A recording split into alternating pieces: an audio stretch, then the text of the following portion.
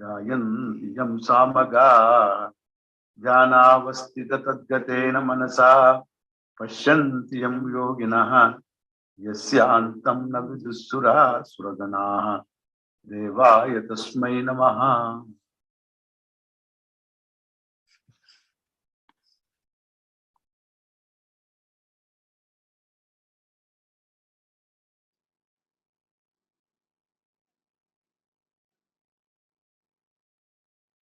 ॐ नारायणः परो व्यक्तात् अण्डमव्ययसम्भवम् अण्डस्यान्तस्त्विमे लोकाः सप्तद्वीपा च मेदिनी ॐ सहनाववतु सहनौ भुनक्तु सह वीर्यङ्करवावहै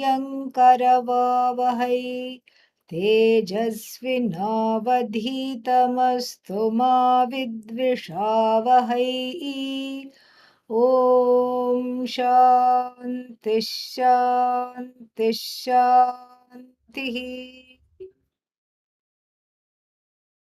Continuing our discussion on Swadharma, meaning what is it that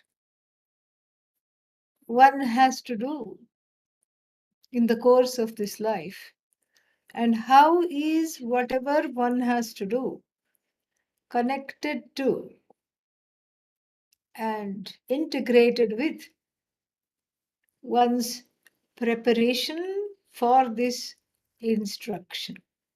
How is that connected? This is what we have been discussing, and we will continue with that. And Swadharma is a very important concept for numerous reasons, some of which we have seen, and some of which we have yet to see. Even before we enter into verse number 47 of the second chapter. So, what is it that we have seen already? We have seen the whole concept, which is very specific to this tradition. The concept that in addition to there being laws of the universe, which again are not just manifestations of Ishvara, which are just manifestations of Ishvara, not mandates of Ishvara. This is what we have seen.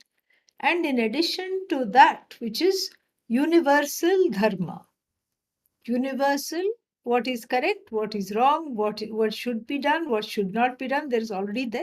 There is a flow. And what choice do we have other than to go with the flow? Going with the flow is Swadharma. And there is an intermediary factor there between the Samanya Dharma, the universal Dharma that is there, and the Swadharma, what I have to do and what is my role in the scheme of things. There is an intermediary concept of Dharma, which is again called Vishesha Dharma. Vishesha Dharma means the universal Dharma applied to particular situations, because those situations that one encounters are dynamic. They are not static. Dharma is not by any means a static concept. It has to be interpreted in the light of various situations that one encounters. Just like it's not, you see a child running into the street. It's not your child, but the instinct is to just go grab it and put it, take it to safety. But then you can't say, I don't know if I should touch that child, because if I pick up that child, I may be arrested for kidnapping. That will, that is itself ridiculous, because the parents of the child will be very happy, and if there is any law enforcement, they will also be very happy. So this is what I mean by dharma is very dynamic. And Swadharma means and see, these three forms of dharma, they constantly intersect and interact with one another in any given situation, which is why the human being does not come with an instruction booklet of how to behave. Your washing machine comes with a instruction booklet. Okay, if this happens, do this. Troubleshooting, what to do here, what to do there, how to do this. It all comes. But in the spin cycle of samsara, there is no instruction booklet. There's nothing. There's nothing to tell you what to do. And that ability to be flexible, and that ability to go with the flow in any given situations, even after making mistakes, because mistakes are there and that cannot be stopped. Mistakes will be there. After all, one is fallible, and after all, one has a whole list of wants and don't wants and so many things. And so, to negotiate all that takes a lot of time. So, yes, there is fallibility, and one is tripping on oneself all the time, but still, as I concluded last time, one's own dharma, one's own swadharma, whatever one is meant to do, if one does, even imperfectly, is better than not doing it at all, and is better than trying to emulate somebody else. And that is, and that is what we are going to unpack a little more today.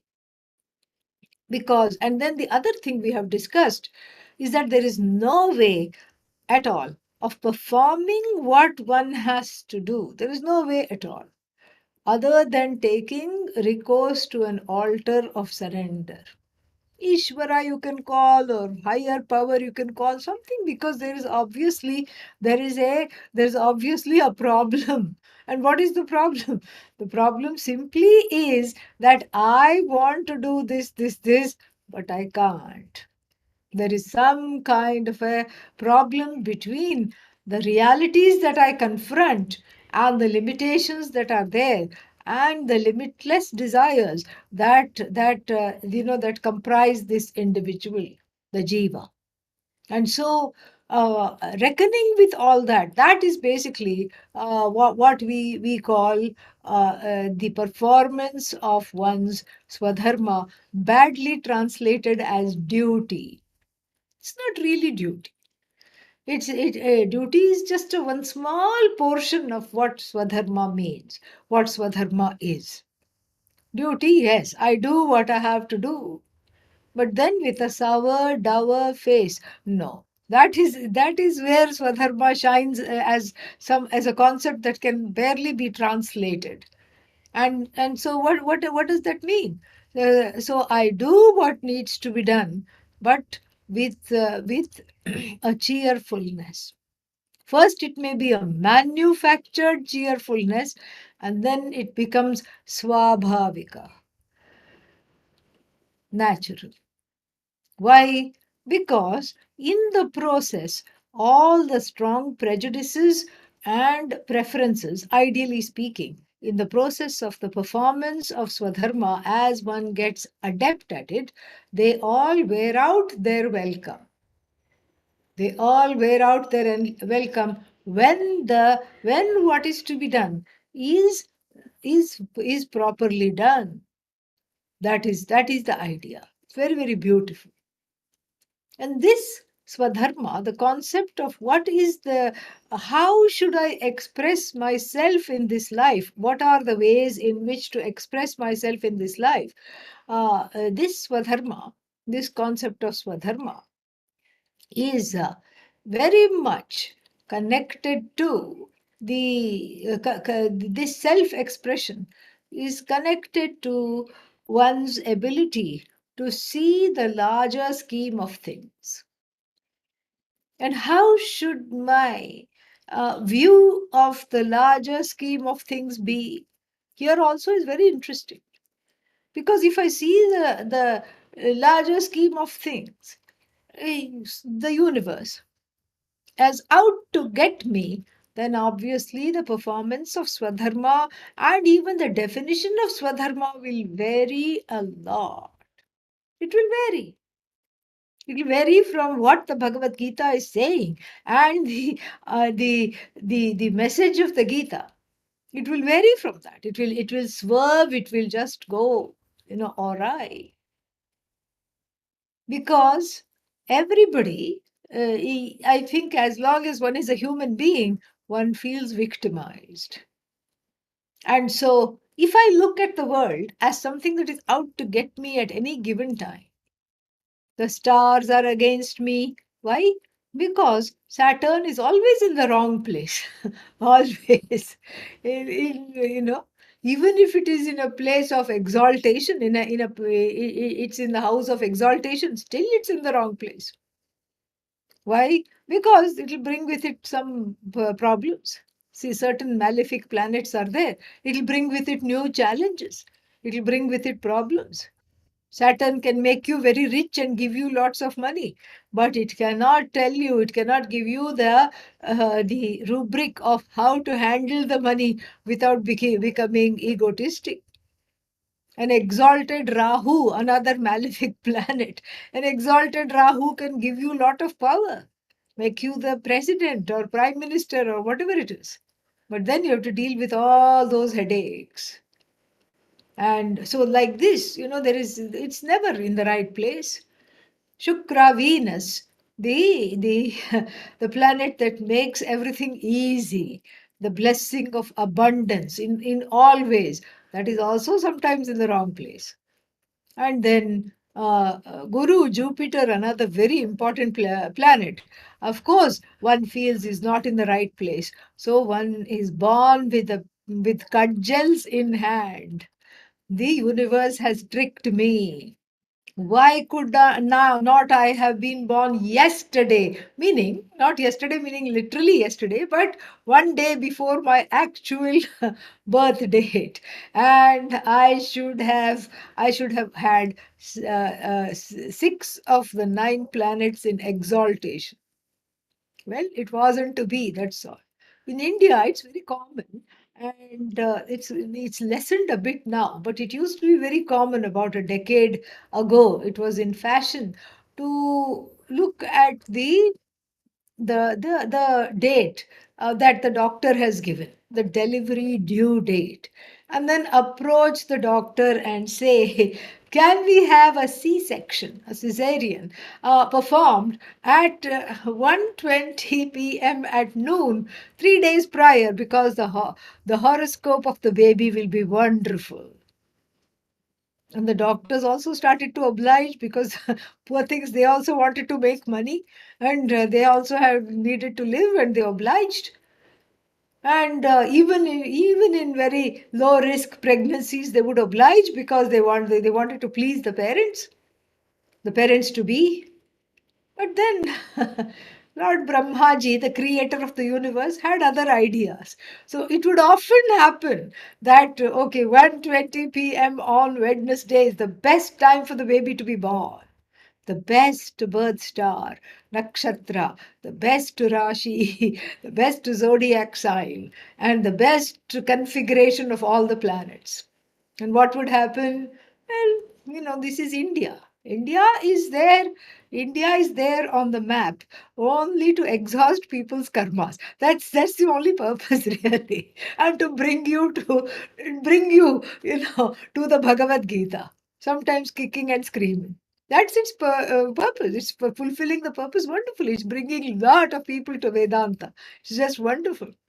So then, for a simple reason, the C-section could not be done at 1:20, so that the baby is born at 1:20. Why? Because, the autoclave is not working and the instruments were not sterilized properly. These are all, things people have related to me. And in another instance, the doctor had his own emergency and he had to go somewhere. And of course, the baby was then born at 6 o'clock, and just ordinary horoscope, nothing exalted, nothing whatever, because that particular lagna, that ascendant was gone. Yeah. So they missed the ascendant just by a few minutes. This is how it is. That's how it works. So I can't engineer my birth.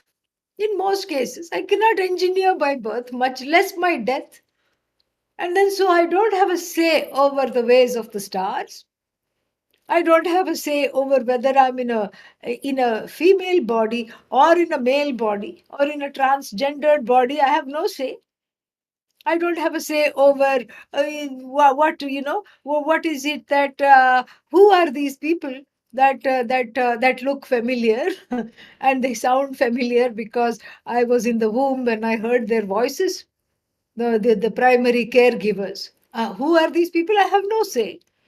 And whether the primary caregivers we will become primary caregivers, over that also I have no say. No say at all.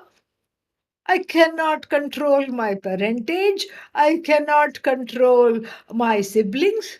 I cannot control the pecking order of my birth, whether I'll be the eldest, very responsible all the time, or whether I'll be the youngest, or whether I'll be somewhere in the middle. I cannot control, or whether I will be, what is that? Whether I'll be born in China, one child policy, that also I cannot control. Absolutely no control. And yet I'm supposed to somehow figure out what is it that I have to do in this life, how to express myself, how to get over my preferences and prejudices, how to plug into this knowledge. All this on my own I have to do. And immediately the other thought comes, not fair. I'm targeted. I'm victimized. Why me? That becomes a raga. Why me? Why me? Why are all these things happening to me? Think about it. In the world, there are 7 billion people plus, and all of them are asking, why me? Then only you can see the ridiculousness of this way of trying to fulfill Swadharma through feeling victimized and through generously expressing this victimization in all interactions and in all relationships. What is what a total waste of time, waste of life. And if everybody is saying why me, there is no me here. There is no targeting. Even the richest person is saying why me? Why I have all these problems? And then there is a new expression, kind of in the last 5 years, spiritual poverty. So the richest person is saying, I have spiritual poverty, I'm spiritually impoverished. Why me? And the rich person envies somebody who's just an ordinary person who has, or who has very few cares, doesn't have to manage companies that are churning out millions of dollars every day, doesn't have to do that. And so therefore there is there is no winning in this why me melody. It cannot even be called melody because it is not harmonious. It causes disharmony inside oneself. It causes duality within oneself, because this why me, this feeling is an imposter. It is not really, it is not really there. And one is not comfortable in the place of being in this why me place. Nobody is comfortable. No one is comfortable at all. And so therefore there is a uh, there is a truth to this, that it is much easier to get out of this victimization rather than decide to continue to be in it. And even if you were to tell me, I don't decide, I've just fallen into this victimization, there is a decision. Because yes, you may have fallen into the victimization, but what is stopping yourself from picking yourself up? What is it that's stopping you? So obviously there is some complacency there. There is some kind of there is some kind of a permission that one has given oneself to be in the place of victimization. And the place of victimization is a very, very, very, very lonely place, a place of being alienated from one's roots, a place of being alienated from one's purpose, a place of being alienated from others, a place of being alienated from the universe, and finally from the source of the universe, Ishvara. If the relationship with Ishvara is righted, all these other relationships fall in place. And so, really, we need to go to the source. If you say, I really don't care about Ishvara, I don't know what that concept is, and I just don't, right now I'm feeling victimized and I feel this God or whoever it is, Ishvara is to blame. I don't like to use the word God because it strikes me as odd because it is replete with a lot of misunderstanding. That's why it's overused. Ishvara, that is much better. Ishu Palane, the one that, the nurturing presence, which is revealed as non separate from your own presence. That is what the Bhagavad Gita is all about. There is no Ishvara other than yourself. But it is difficult to get there. It's difficult to get to that place without really going through this, this reckoning. What is this reckoning? That there is a universe. I mean, that's very clear to see. And the next thing to see is that it is not targeting me. There is a universe for all to see, and it is not targeting me. That is the second thing to understand. So, if it is not targeting me, what is it? It is just an expression. It's an expression of that presence which is not separate from me. It's an expression of that sentiency which is non-separate from me.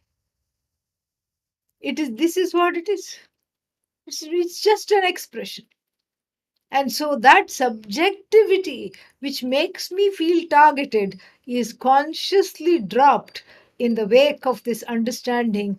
It is what it is. Why? Because it cannot be what it is not. That's what. You can't expect something to be to be against its nature, empirically speaking. Like, for example, water always finds its level to flow and it always goes from a higher level to a lower level. You can't reverse that. I mean, without electricity, etc., you cannot wish that to be reversed. So that's what it is. That's the nature. It's the nature of the scorpion to bite. And you can't keep it as a pet. I mean, people do. But it's better to not keep it as a pet and then say, oh, it bit me. That is its nature. It will bite. And if you ask the scorpion, why did why did you bite me? It will say, I'm fulfilling my swadharma. I was born to bite. That's why I'm biting. I'm just fulfilling my swadharma and exhausting your karma. That's what I'm doing. And if you stick your hand in the fire, this is Pujya Swamiji's example, and then it burns, and then you ask the fire very irate, why did you burn me? It say, I didn't burn. I didn't go out to burn. No, my nature is to fry everything. That's all. Make it into roasted chips. And I do, that's my job. That's my purpose. And if your fingers become chips, it has nothing to do with me. Nothing to do with me. I did not burn you intentionally. You just violated a natural law. Then that is the next thing to know about the nature of these laws. The violation of the laws is a no-brainer. That I have free will, I have the capacity to violate. Okay, that's not something to talk about. But what is there to talk about is the fact that in the process of violating these laws, what happens? The laws don't get affected. I am the one who is affected. This is what is this is a great viveka. Viveka means great wisdom here. Discriminatory wisdom. So if you go against the laws, nothing happens to the laws. They are just how they are. You are the one that is to suffer. So then the next thing we know is that much of this, what we call suffering, happens because one is in violation of the laws. And then, of course, you do the karma, and then what? Karma phala, the result of action comes. Whenever you do the action, the result of action follows. And then you don't like the result of action, and so therefore one is always in a tug of war with the natural laws. This is part of the reason of one's misery. And the second reason is, one is always in a tug of war with one's duty, with one's purpose, and with a non acceptance of whatever it is that one is confronted with one's life.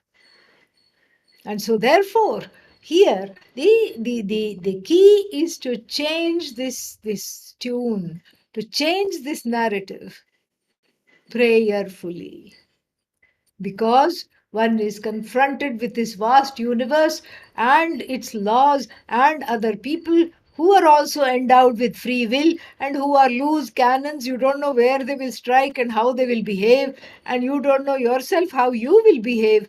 And so therefore the need to be prayerful is, cannot be underscored enough. Cannot be underscored enough, because one needs help. One finds oneself helpless. So the need to be prayerful, and I'm not talking about the need to pray. Need to pray means prayer is an action, a finite action. It starts, it lasts for 5 minutes. It starts at 9 o'clock and finishes at 9:05. That is prayer. Prayerfulness is something else. Prayerfulness is, as I have said many times before, is the attitude with which I perform action, any action. And so this is what it takes to be understanding of what Swadharma is. Taking help from Bhagavan, from Ishvara. May I have the wherewithal, may I understand that I am not an accident. This is the first prayer, really. Even if you come from a place of not being wanted, even if your parents tell you, we really did not want you, we don't know how you were born. Sometimes parents say that because they don't know any better. Even then, the fact that you were born means you are wanted. You may not have been wanted by the parents, but Bhagavan wanted you here. It's just so beautiful. The mother and the father of the universe wanted you, and therefore you are here, endowed with a body, able to express yourself, endowed with certain talents, endowed with certain limitations, endowed with certain ways of expressing yourself. Oh, but I'm not doing anything great. Last week I concluded with a story of the nut. And what is this nut? The nut who went rogue. That's why he was called Nut. He was a nut. He was literally a nut in the machine. And he was very jealous of the piston, which was going back and forth, propelling this engine. And he felt very useless. And what did the nut say to himself? He said, "Oh, I wish I could also move." And he tried. And he could only move anti clockwise in little circles. And he just said, "Oh, this is easier than I thought." And the whole machine collapsed. And so therefore, the idea is to not become nutty in the performance of Swadharma. And so Swadharma means, really, the first tenet of Swadharma is acceptance of what is. And what is Ishvara.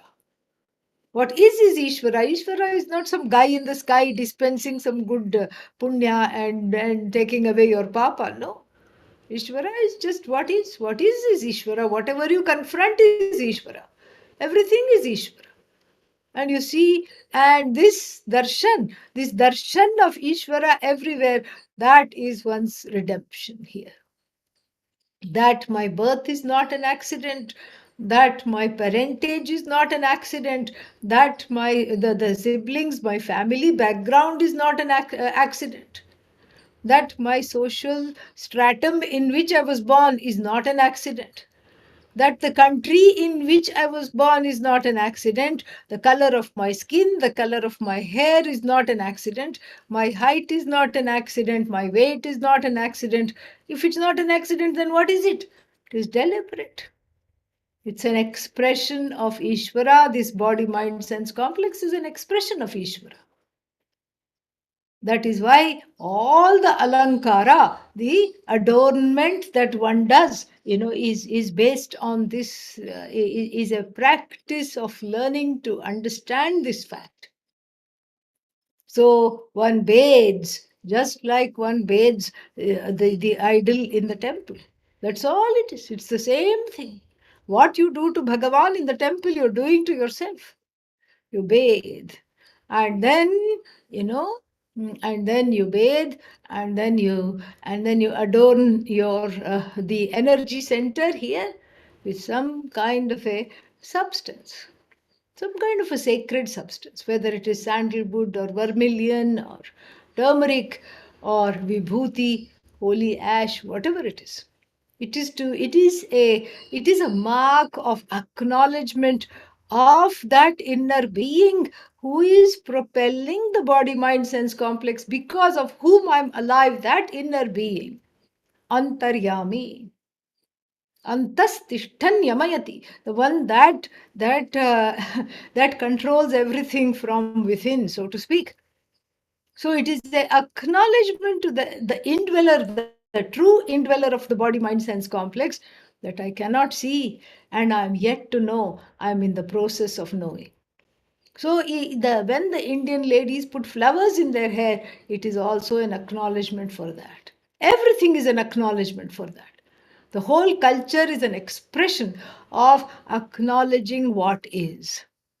And Swadharma is the practice of acknowledging what is and then coming to terms with that fact. Coming to terms means being in a place of radical acceptance rather than fighting at every single level.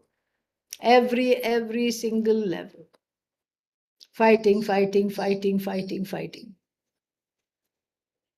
So therefore, there is a what can I say? There is a growth process here, and that growth process means I learn to let go of what I want to do and be one with the program of what is it that needs to be done. That is the whole idea. And then the concept of prayerfulness and even worship for that matter takes a very interesting turn. When we think of worship generally, we think of, substances, dravyas. Like in Hindu worship, we have sandalwood, we have some kind of water, we have flowers.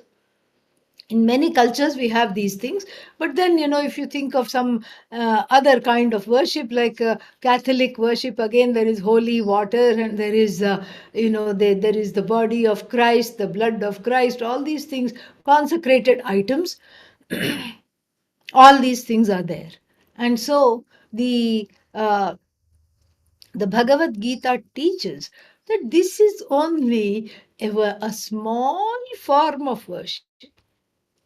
This is just one form. The other form of worship, which is very important, does not involve dravyas. Like putting flower, we have like a traditional form of worship where 108 names are chanted. And then in these 108 names, when every name is chanted, you put a flower at the feet of the Lord. You keep chanting the names and keep offering one flower for one name. Of course, that's 108 flowers. And in United States winter, what are you going to do? No. So then you just offer petals. So, and you buy flowers with lots of petals, like chrysanthemum. Easy. You just need four chrysanthemums for 108 names. Done. Because each one has so many petals. We learn to skimp in every which way we can. So then one petal or one flower for each name. This is what we are used to. We call this worship. The Bhagavad Gita offers us a different and a deeper form of worship. What is that? Every action that you do is a flower that is offered at the feet of at the feet of the truth of the universal laws. Every action that is done properly, that is done with this understanding, with this background understanding that we have been speaking about for the last three classes, and when this action is done in this way, that is what is worship. That is what is called worship, not anything else. And that this is said in so many words. So in the Bhagavad Gita, before we talk about the words. So that means what? Your worship full all day long, your prayer full all day long, your mind full all day long. You don't need a specific place and a specific time and a specific altar to worship. No. Why? You have been altered in the light of this knowledge to see everything that you see is an altar. Everything that you see is an altar. Without you needing to alter it with your raga, dveshas, and preferences, nothing needs to be altered because it's all a holy altar. This is how it is. Oh, does that mean I can be relieved of my parental duties because this is how the child is and I don't have to guide? No, guiding the child is also swadharma, but until a point. Until a point, there should be a cutoff point. You can't be a helicopter mother and a helicopter father, hovering all the time and being noisy and annoying. You cannot do that. And so like this, one is that expression itself of oneself is a prayer. Is prayerfully done.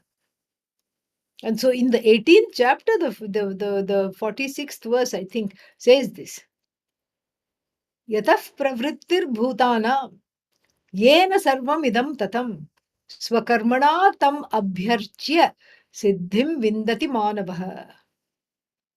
Manavaha, the human being, siddhim vindati, gains siddhi. Siddhi means success. Siddhi means accomplishment. Siddhi means victory. Becomes victorious, becomes accomplished, gains success.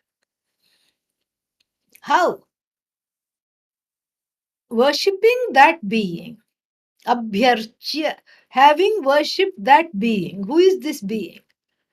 Yataha means yasmat karanat, from which causeless cause. Pravrittihi bhutanam, from which everything has come, including this body, mind, sense complex. Not the indweller. The indweller is already Ishvara. Just the body, the mind, the senses, the subtle body, the ignorance, all this is what continues life after life. That's what has taken a new iteration in this particular birth, in this particular avatara that I have. And so, and this is from which this body mind sense complex have come, from which all bodies have come, from which this universe have come, from which reality, from which consciousness, from which source. Okay, so this reality has given birth to this universe and gone away. Like a bad mother who has abandoned the child, bad parents.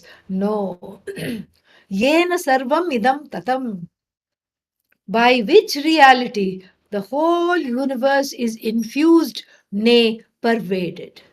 The whole universe is pervaded by this reality, has been born out of this reality, is non separate from this reality. When I acknowledge that with my own karma, my own contribution, my own contributions, my own swadharma, that is worship. Swakarma is Swadharma. My own karma is an expression of my dharma, and that is what my karma means. Whatever I do, whatever I do is or can be potentially a flower at the feet of that reality, acknowledging that truth. Or it could be slinging some mud on that reality and messing up that thing. So therefore, therefore I learn to be compassionate. I grow into a place of compassion, starting with myself and radiating that towards others. I grow into a place of letting go of what I want to do and seeing instead, taking the time to see instead what is there needing to be done, what is there that is fallen into my lap, literally? What is there that I have to do?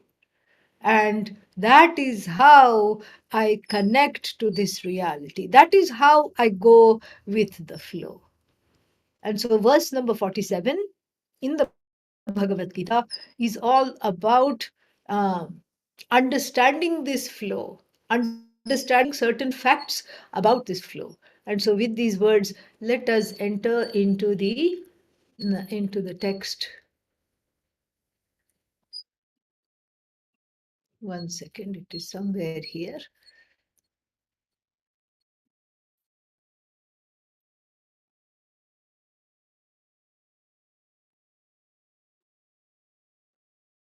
कर्मण्येवाधिकारस्ते मा फलेषु कदाचन मा कर्मफलहेतुर्भुः मा ते सङ्गोऽस्त्वकर्मणि.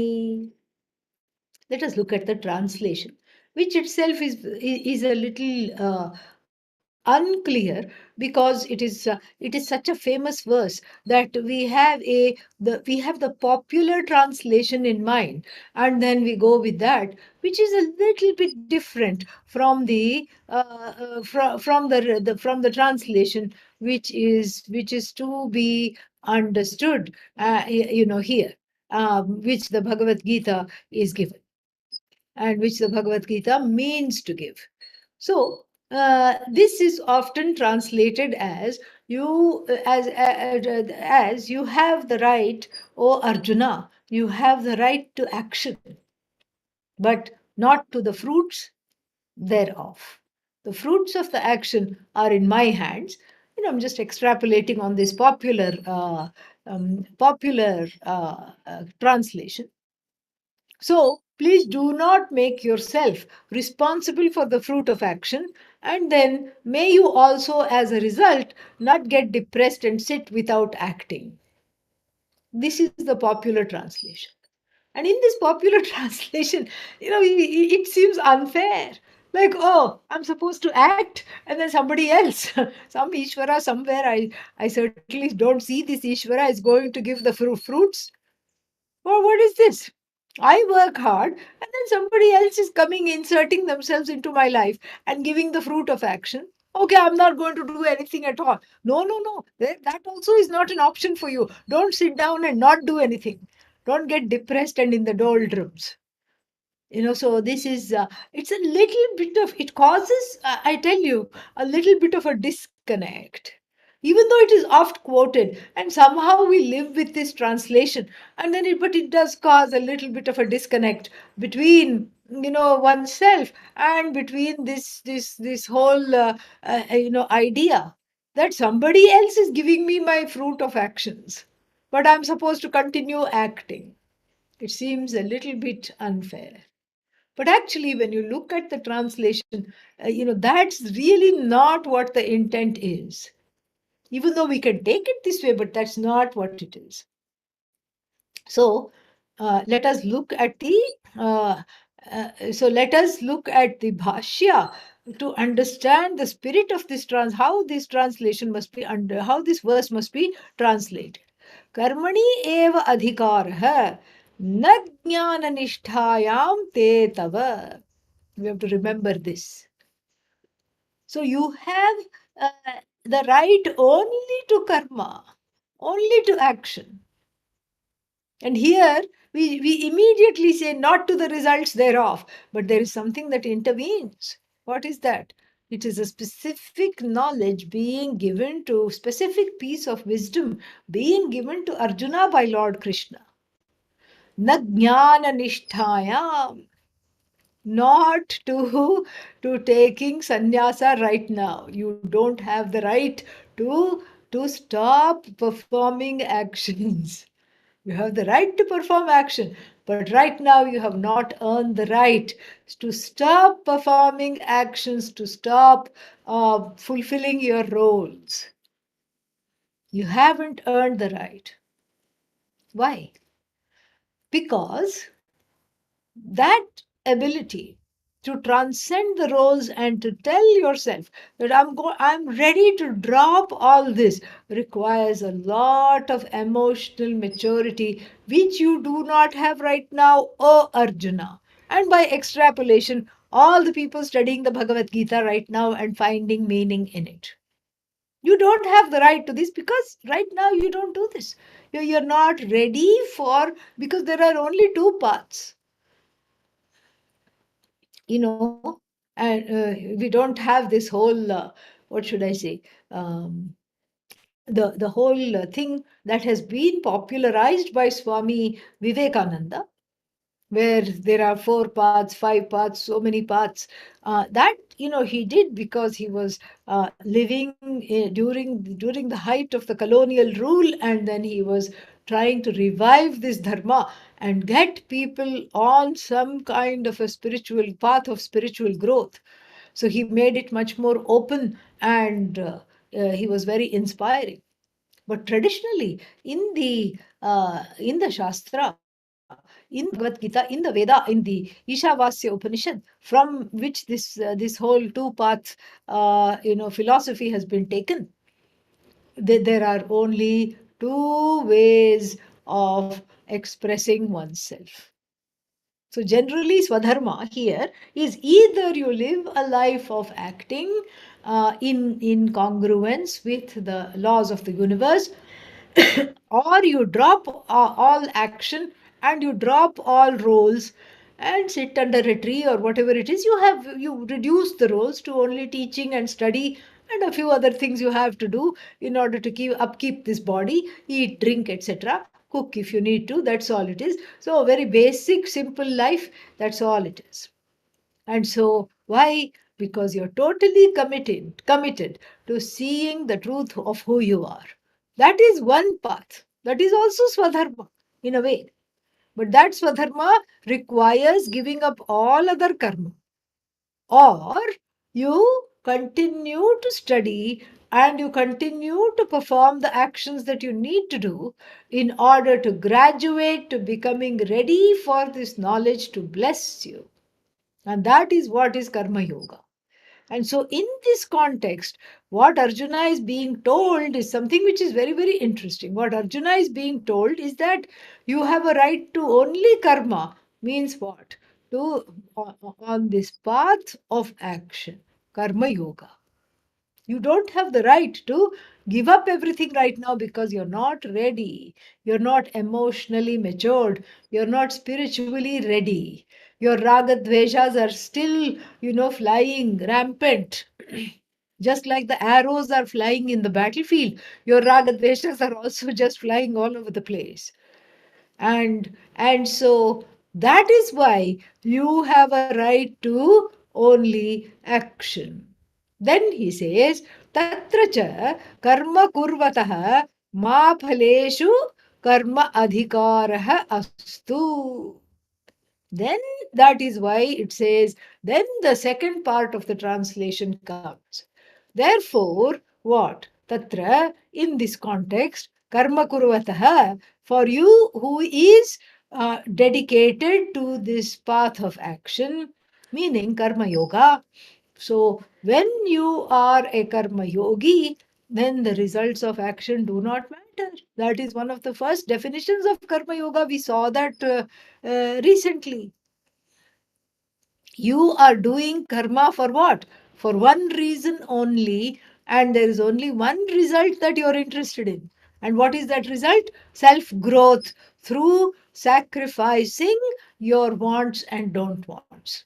The sacrifice of the raga dvesha brings in self growth, and so that's the only fruit of action you want. You don't want any other fruits of action.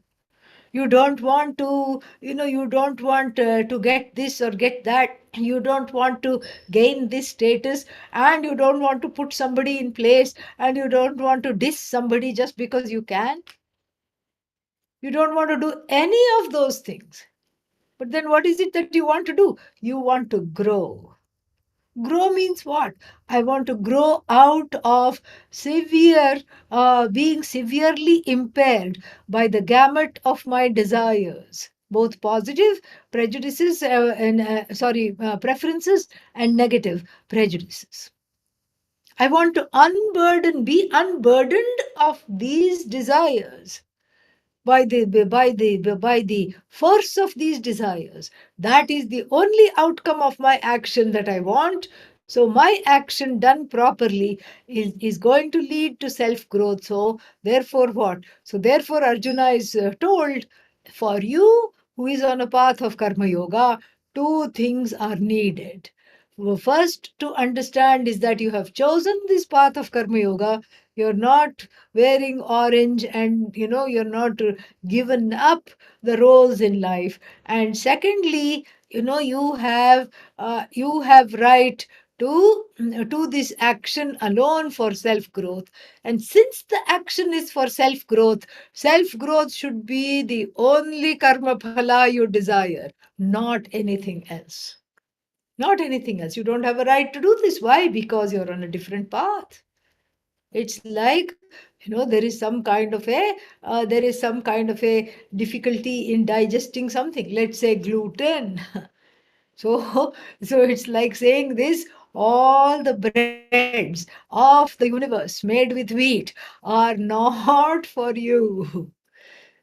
You only have a right to gluten-free things. This is what it is being said. This path is not there. Why? Because it is injurious to you. Why is it injurious? Just like when if somebody has a gluten intolerance and they keep eating gluten, it will start expressing in their body. It will not be easy. They will fall sick. And sometimes it can be fatal if you have some, Crohn's disease or celiac disease or something like that. It's not at all good. And so therefore, this is not something to be toyed with. This thing is not for me. If you have an impaired liver, alcohol is not for me. This is what one has to understand. It's not for me. The doors are closed. Why? Because I want to live. I want to live. I want to not just live crying. I want to live happily. This is what it is. And so, therefore, I have to see that the options are closed for the ones committed to Karma Yoga. This is where the growth is. This is where the beauty of the life is, and this is how one graduates from being a karmin. Karmin means the one who just does karma just for the sake of gaining results or wanting something, to being a karma yogi. More we'll see next time. I have been asked to say a few words about Deepavali, because today is the festival of lights, Diwali, and so I have been asked to say a few words. So, first, I would like to wish everybody a very, very happy Deepavali, and a, and a beautiful life filled with the light of knowledge. And you don't need me to tell you the significance of Deepavali. Deepa means light, Avali means rows and rows of lights. And these lights, we welcome the change of seasons, and we welcome the darkening of the sunlight, the shortening of the days, which signifies that which is not a bad thing at all, because it signifies two things. One thing it signifies is that even when the sunlight is not there, the inner light, Atma Jyoti, my own self effulgent light, keeps shining. And in fact, it is not dependent upon the day or the night. That's the first significance. And the second significance is that when we welcome this, when we illumine the darkness, there is no such thing called darkness. The concept of darkness is really not there. It's already been banished because, because when you put lights and lights, where is the darkness? There is no darkness at all. So the spoof of this darkness as a concept is just completely done away with. Darkness is just seen as the opposite of light. And so when there is light, there cannot be darkness at all. And so that is completely dismissed. And then there are many, many stories of, the Rama coming back to Ayodhya after having vanquished the 10-faced demon, etc., etc. And all these we can keep on talking about. We can talk about how each head of Ravana is one raga and one dvesha, one particular one particular desire, one particular prejudice, etc. And that's why whenever Rama tried to decapitate Ravana, another head would come in the place of that. That is how desires are. Then he was told by none other than Vibhishana, Rama's own brother, that no, no, no, aim towards the navel, towards the chest. The navel is the seat of the ahankara. And that's how it was vanquished. That's how this demon, this terror of the universe was vanquished by taking to that source. And that source is that I notion which is caught up in all the ragadveshas, which is caught up in all fears, which is caught up in all terrors, which is caught up in all kinds of desires. And that I notion has to be walked to these rows of lights, which are the true nature of this I. It is all light, it illumines everything, it is free of sorrow, fear. And even if there is some sorrow, it is relative, it is not absolute. That which illumines the sorrow cannot be the same as the sorrow. And I am the one who illumines the emotions. I'm not the emotions myself. That is what has to be understood.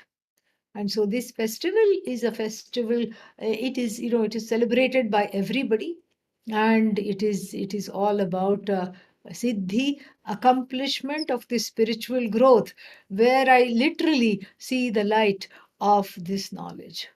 It is an accomplishment of self knowledge. That's the truth of this festival. It is a festival that is acknowledging that there is another goal beyond just eating, drinking, and keeping on doing this, doing that, mindlessly becoming routinized. It is an acknowledgement of one's spiritual growth and the possibility that one is able to gain it. That is what the whole idea is. And that is exactly what the story of Rama, illustrates. Sita, therefore, is called Shanti. Shanti. And she's Shanti. Shanti does not simply mean peace. Shanti is something which is very. Shanti means the beauty of self knowledge, the fruit, the flowers, the flowering of self knowledge, where there is absolute peace without any other disturbance. No disturbance because there is no source of disturbance. That is Shanti. And then Sita is separated from Rama. That means what? Rama here has taken a human birth. So even though he is Bhagavan, he is living his life as a human being, as we all are. We are all Bhagavan, but we are living the life of a human being. And then what? He's separated from the consort, which is Shanti. Shanti is abducted by a bunch of ragadveshas. That is what it is. Bunch of ragadveshas, Shanti is abducted. And then, Ayodhya is a place, is Atma really. Nayodhya, where it cannot be, that which cannot be vanquished, that which cannot be afflicted, that which cannot be affected. That is the Atma. So then one is away from the Atma, so to speak, banished from that place. First one is banished, one still has one's wherewithal, one's bearings. Okay, no matter where I am, I know I am with the truth of myself. Then the truth of oneself in the form of Sita, Devi, goddess Sita, is separated. And then, of course, one has to have, one has to have a battle that is raging within, with the help of bhakti in the form of Hanuman and the whole Vanara Sena, the whole army of Vanaras. Hanuman is Shraddha and Bhakti. And that's why he has to take a leap of faith and then go there and then vanquish this demonic beings in the form of strong prejudices and preferences that rob you of any emotional growth, rob you of the possibility of self knowledge. And so the return of Sita is the celebration, the return of Shanti, the return of being repatriated to with Brahman, with Bhagavan, the understanding of myself as Bhagavan. That is what one celebrates. And in this spirit, I wish for everyone to have great clarity, growth, and compassion for oneself and others. Thank you very much. Om. Om Purnamadah Purnamidam Purnat Purnamudachyate Purnasya Purnamadaya Purnamevavashishyate Om Shanti Shanti Shanti Harihi Om Shri Gurubhyo Namaha Harihi Om. Yeah, so one more small announcement.